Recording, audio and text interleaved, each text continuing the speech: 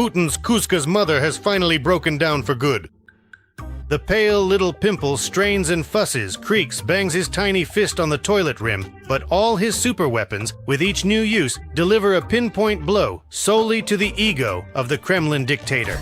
Recently, he once again tried to intimidate the whole world in Ukraine by threatening to step on the same old rake. That is, to launch the Oreshnik. Some callous that soiled little pioneer girl declared that she would increase pressure on Russia for the Oreshnik strike. It is reported that Moscow is using medium-range ballistic missiles called Oreshnik. The system is designed to deliver nuclear warheads. This is a political tactic of intimidation. Next week, EU foreign ministers will discuss how to increase international pressure on Russia. That Macron guy. Russian strikes continue to hit civilian targets in Ukraine one after another, as happened again last night. France condemns this attack involving the use of the Oreshnik ballistic missile. And von der Leyen, that German woman, said, she called the attack on Ukraine a demonstration of disrespect for negotiations. Oh, you animals. Oh, you brutes. Why did they even let him out of the hospital?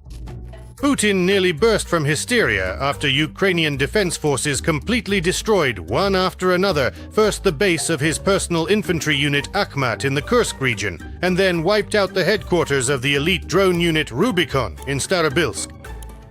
Pip tore out the last hairs on his bald spot and screamed about a terrible blow of retribution. The strike was not accidental. It came in 3 waves, 16 UAVs hitting the same spot.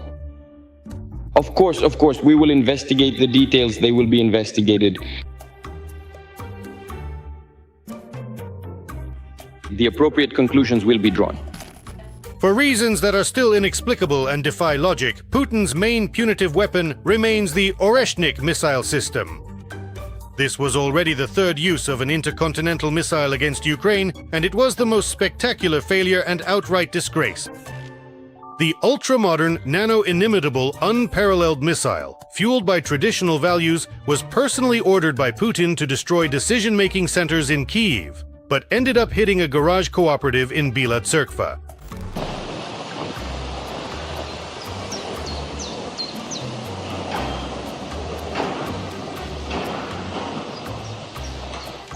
Hip hip hooray, hip hip hooray!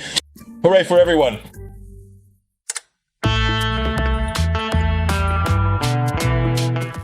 In reality, the Oreshnik destroyed not only a garage, but also the morale of the jingoistic patriots. They are shocked and furious at the effectiveness of Putin's Wunderwaffe. A $100 million missile was launched into space for what purpose? I don't know. The Nazis from the DSHRG Rusik openly mock the efforts of the balding old man. Footage from the objective control of the Oreshnik impact. 1 garage was destroyed, the 2nd was damaged. A pretty decent result for an intercontinental ballistic missile. Even Putin's personal whisperer and the ideologist of the invincible Russian world, Dugin, modestly wrote, "A strange feeling after the night strikes." This time it was powerful, but so far there are no reports of anything truly significant being destroyed. This is an absolute and total disgrace, to be honest. To spend a medium-range missile costing $80 million on such a target. This is ridiculous, to say the least. I mean, this is absolutely not a target for such a missile. In general, the Oreshnik is a medium-range missile, a carrier of nuclear weapons. In its non-nuclear version, it is absolutely useless. It fires 36 of these pieces of metal, basically like scrap metal, only bigger, which just dig holes in the ground and, they can destroy, say, a garage or maybe, I don't know, a separate building if they hit it. But apparently this missile is monstrously inaccurate. One of the Z supporters wiping away a single tear is already writing a real parody of Putin and the General Staff's endless lies. A strike was carried out with the Oreshnik on Bila Tserkva, destroying 100 and 500 Nazis, 500 NATO instructors, and 10 NATO generals. Actually, no, 20 NATO generals. No need to feel sorry for them. And then the post shifts from irony to indignation. There aren't even any explosions. It's just insanely expensive hardware buried in the ground for a pretty picture that no one believes in anymore, except for pensioners. You have to learn how to use the internet, you kind of have to grow into it, you have to earn it. Vladimir Vladimirovich, do you use the internet yourself? In a very basic way. Sometimes I just press a few buttons to look something up. This guy is so dumb. The Kremlin quickly responded to the workers' complaints and rolled out a fake of terrible quality. Supposedly, these are satellite photos showing craters from the Oreshnik at the airfield in Bila Tserkva. This informational garbage infuriated the ultra-patriots even more and made the global community laugh even harder. Z Resources themselves started massively posting that this was a disgraceful fake and that you can't win a war with pictures like these. Anyone who saw them, who has even a basic understanding of how all this works, immediately realized what was going on.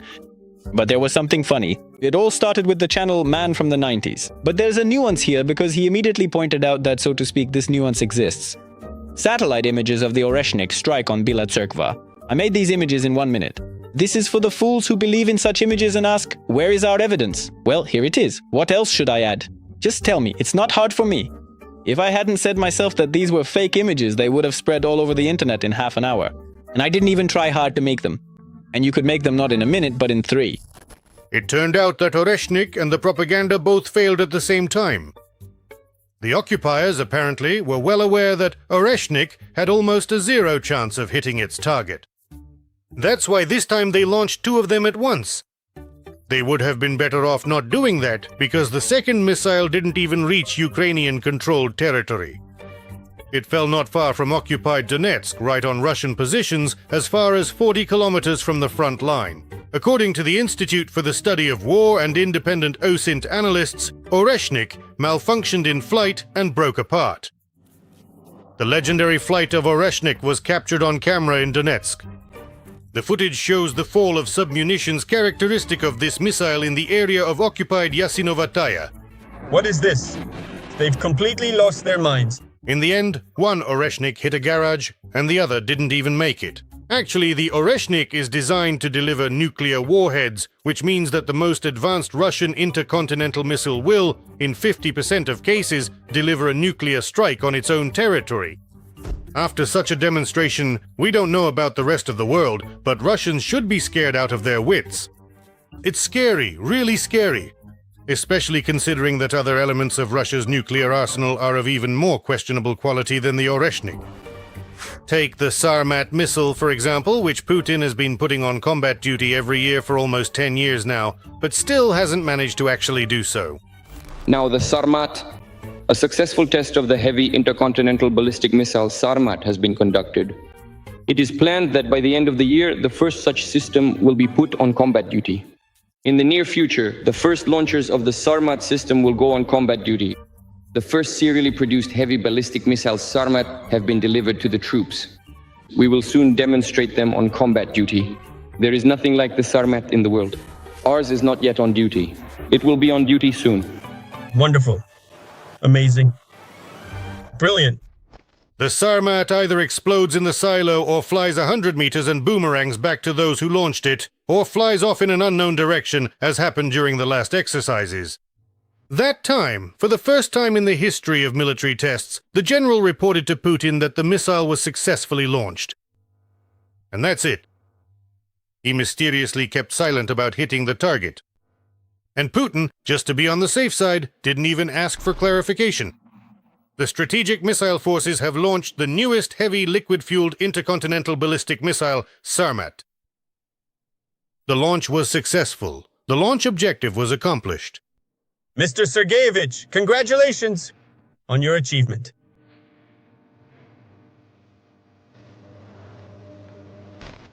There's also the radioactive missile Burevestnik.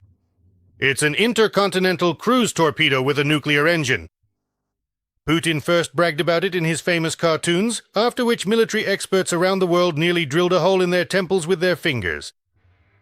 Why are the Russians spending billions of dollars on a technology that the Americans wrote off back in the 60s as absolutely unpromising and environmentally dangerous? With its practically unlimited range, unpredictable flight trajectory, and ability to bypass interception lines, it is invulnerable to all existing and future missile defense and air defense systems. No one else in the world has anything like this yet. The Americans have nicknamed the Burevestnik the Flying Chernobyl because its nuclear engine leaves a radioactive trail and contaminates, first and foremost, Russian territory. What will happen if it crashes? You can guess for yourself. This has happened before. In 2019, during tests, the Burevestnik already caused a mini Hiroshima in the swamps. Roshidromit acknowledged that radiation levels in Severodvinsk exceeded the norm after the explosion at the NEX Research Institute, which resulted in the deaths of 5 people. The spike was recorded on August 8th. The gamma radiation dose was exceeded by 4 to 16 times, according to the agency.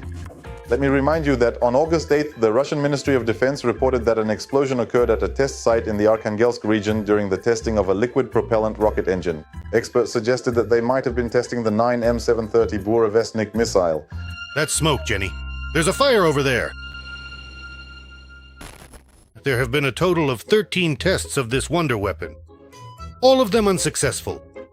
Only once did the Burevestnik, which according to its stated specifications has unlimited range, manage to fly as far as 35 kilometers and then successfully crashed, along with billions in investments. So far, we haven't actually seen any real tests. As for the tests that did take place, all of them, as they say, are very suspicious. We don't know exactly what this is. We don't know what it is. If we knew what it was, but we don't know what it is. That leaves the more or less reliable Yars missiles, the backbone of Putin's nuclear deterrent forces. But even the Yars are now refusing to fly. The Moth once again tried to scare the West and ordered a demonstrative, intimidating launch of this intercontinental missile. There definitely shouldn't be any problems with it. Yes, that is certainly and absolutely correct. But the Yars treacherously refused to launch. Due to some technical malfunctions, they decided not to launch it at all. In 2023, the occupiers tried twice to launch this Yars, but both times the tests failed. Let us remind you, this is Putin's most combat-ready missile. The Russians were unable to launch the RS-24 Yars intercontinental ballistic missile. As Defense Express reports, despite the Kremlin's plans to carry out a so-called training combat launch of a ballistic missile on the night of May 19th, all indications are that it simply did not happen.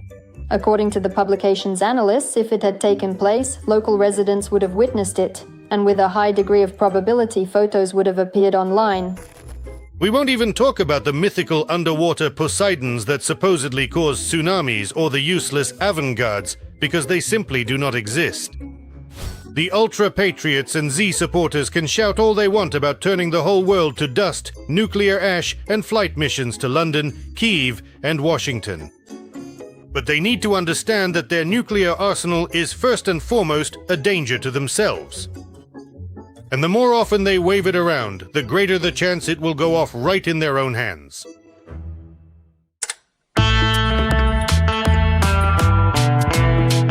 I want to remind you that this video was created for entertainment purposes and contains elements of satire and irony.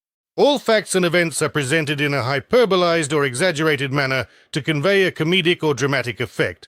We do not aim to mislead, but simply place an emphasis on humor. Please take this with a smile.